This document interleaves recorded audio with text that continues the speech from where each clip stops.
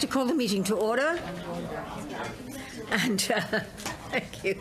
Pursuant to Standing Order 1082, this committee, which is an all-party committee of Canadian heritage, will be studying the issue of systemic racism and religious discrimination. And so I want to welcome our witnesses here. As everyone knows, we have an amended list. The other group that was supposed to be here for this first hour were not able to come, so we only have one group here for the first hour. And that is the Iranian-Canadian Congress. And I wanted to welcome you, Mr. Tabasinejad and Ms. Ghasemi. The usual protocol is that your group has 10 minutes. You can choose who takes the 10 minutes or if you want to split it, in which to present to us. And then there will be a question and answer round. And I think for the committee's own interest, so that you can make sure that you're on the list, we will probably go to 2 full rounds because we only have one group presenting to us. So the second round will be a 5-minute round and not a 3. So, okay, we will begin. Which one of you will be doing the speaking? Mr. Tabasinejad? And you'll share it. Okay, fine. And I'll give you an 8-minute count when we get to 8 minutes so you can wrap up what you have to do. Thank you very much. Begin, please. Thank you so much. So, Madam Chair, honorable members of the committee, I would like to thank you all for inviting us here today to discuss how our government can work to combat racism and discrimination and create a more inclusive Canada.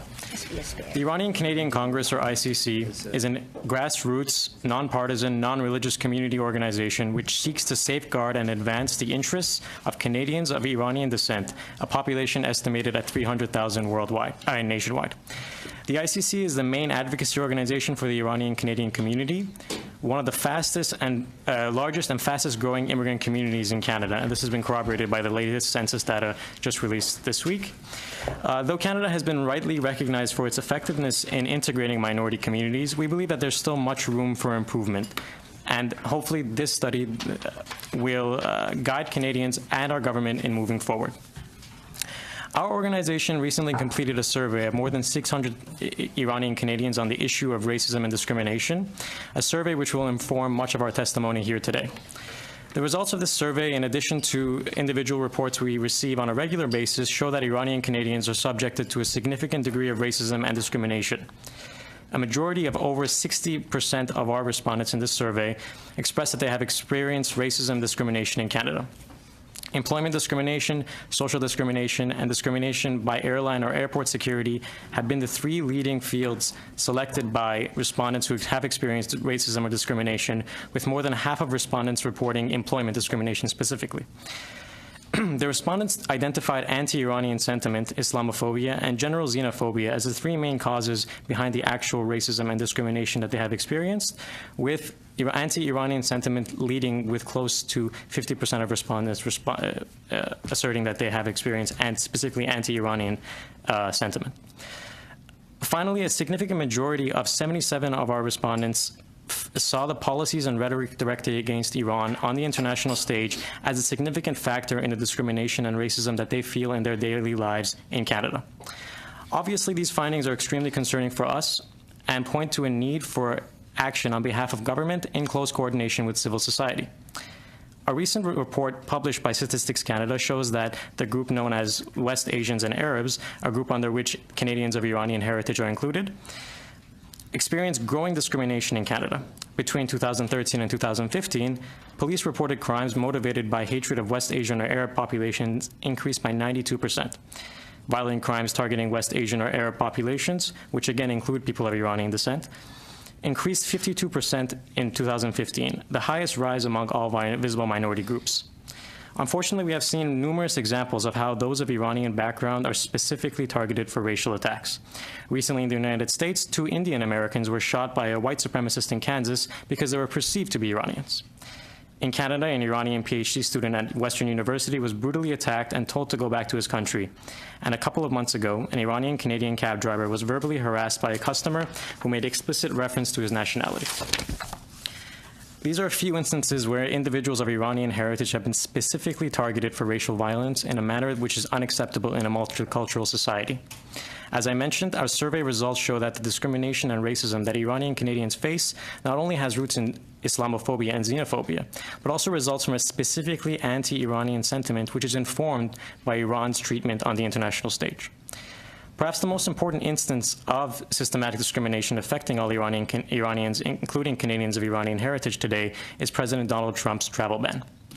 With the imposition of these discriminatory travel restrictions, many Canadians of Iranian origin and thousands of Iranian citizens living in Canada who had to travel to the United States for business, education, or to visit family were left in uncertain and insecure positions. Even now, as the ban has gone through several iterations and legal battles, their fate at the border is uncertain. Many members of our community have pointed to increased scrutiny by border security since the ban and have expressed feeling insecure at the prospect of traveling to the United States. This discriminatory policy has caused extreme anxiety and concern in our community, and we believe that it is our government's duty to protect its citizens from such blatant discrimination by our closest neighbor at the border. Unfortunately, systemic discrimination not only exists at our borders, but within them as well. Much of this systemic discrimination is a result of Canada's Iran policy and Canada's sanctions regime on Iran, which began in 2012, the same year that the Canadian government broke off relations with Iran and closed embassies in both countries. Not only have sanctions deprived many honest and hardworking Iranian Canadians, entrepreneurs, and business people of their livelihoods, but they have also had disastrous effect on ordinary Iranian Canadians. Financial institutions have been particularly guilty of discrimination against these ordinary members of our community. Since 2012, as a result of strict sanctions placed on Iran by the Canadian government, banks have refused to deal with those who had or were perceived to have any financial links to Iran, whether personal or business. This resulted in the closure of the bank accounts of Iranian Canadians, including Canadian citizens, for no other reason than because they were Iranian. For example, the bank account of an Iranian engineering student in Quebec was closed with only $700 in the account. When he approached the bank, he was only told that his account was closed because he had an Iranian passport. Even today, after the government eased some of its sanctions on Iran in February 2016, financial institutions are still applying the same discriminatory rules, and we have received several reports from ordinary Iranian Canadians who have been subject to discrimination by banks. We have also received several reports that Iranian Canadians are being discriminated against by employers explicitly because of their Iranian nationality. Iranian Canadians are denied employment in companies who are deemed to have access to sensitive technologies or are involved in defense contracts, or whose job requires them to travel to the United States. And this is especially the case in engineering professions where much of our community is employed. Now my colleague Soudeh Ghasemi will go over some of our recommendations. Thank you, Pouyan. Firstly, we believe that a systematic review of our criminal code legislation in regards to hate crimes and hate speech is long overdue. Numerous sources have reported that a significant part of the problem in prosecuting hate crimes is that the criminal code limits what can be done and does not allow speedy and efficient prosecution. Secondly, we recommend that a racism and discrimination hotline be set up to allow victims of discrimination access to counsel and allow government to collect information on these incidents. Thirdly, current government bill C-51 is removing parts of the criminal code that provide protection to places of worship, religious ceremonies, and faith communities. At this time, when hate crime against people from specific religious backgrounds is rising, we believe these protections are necessary. We recommend this committee to propose in its study for the government and the Parliament to amend this part of Bill C-51.